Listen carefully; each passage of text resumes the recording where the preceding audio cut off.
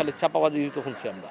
যদি তার ছবি চলতো হয়তো সিনেমা হল তার বন্ধ হইতো না, বন্ধ হইতো তাও তো ওর সিনেমা হলে দর্শক তো যায়, যারা দেয় তারা বোকার সঙ্গে বাস করে। কিছু লোক আছে যারা কালো টাকাকে সাদা করার জন্য। সিনেমা কি এখন শুধু শাকিব খান থাকলে সিনেমা হয়ে যায়? তার বাস্তব প্রমাণ তো পাই না, 4-5টা ছবি তো ফ্লপ, তাই না? তা এত শালে চাপাবাজি দিত শুনছি আমরা, কারণ ছবি তো প্রুফ, প্রত্যেকটা প্রডিউসারই তো প্রুফ। যদি তার ছবি চলতো হয়তো সিনেমা হল তার বন্ধ হইতো না, বন্ধ হইতো যদি তার ছবি যদি চলতো তাহলে প্রডিউসার তো সেকেন্ড সিনেমা বানাইতো। যত এটা যেন হয় নাই তাহলে বুঝতে হবে নাই শেষ। আর আমি কোনোদিনই বলবো না কারো দিন শেষ হয়ে যাক, কারণ সিনেমা তো তাও তো ওর সিনেমা হলে দর্শক তো যায়, তাই না? এটা তো অস্বীকার করার কিছু নাই।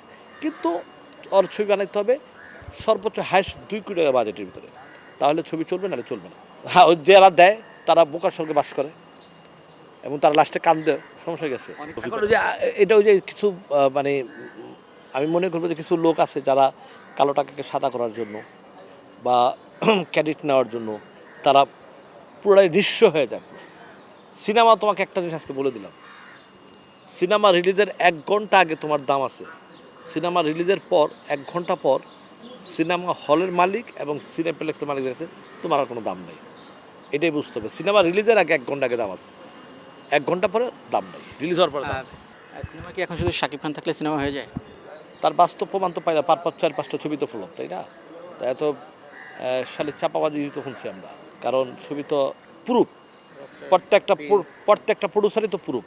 যদি তার ছবি চলতো হয়তো সিনেমা হল তার বন্ধ হইতো না, বন্ধ হইতো যদি তার ছবি যদি চলতো তাহলে প্রডিউসার তো সেকেন্ড সিনেমা বানাইতো।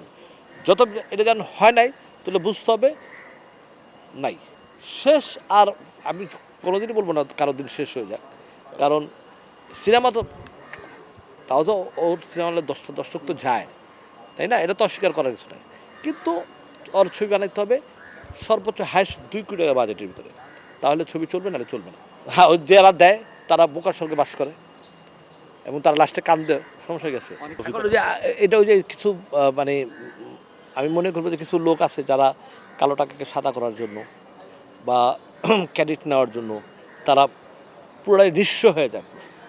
সিনেমা তোমাকে একটা জিনিস আজকে বলে দিলাম, সিনেমা রিলিজের 1 ঘন্টা আগে তোমার দাম আছে, সিনেমা রিলিজের পর 1 ঘন্টা পর সিনেমা হলের মালিক এবং সিনেপ্লেক্সের মালিকের কাছে তোমার আর কোনো দাম নেই। এটাই বুঝতে হবে, সিনেমা রিলিজের আগে 1 ঘন্টা আগে দাম আছে, 1 ঘন্টা পরে দাম নেই, রিলিজ হওয়ার পরে দাম। বন্ধু মানুষ ছিলেন।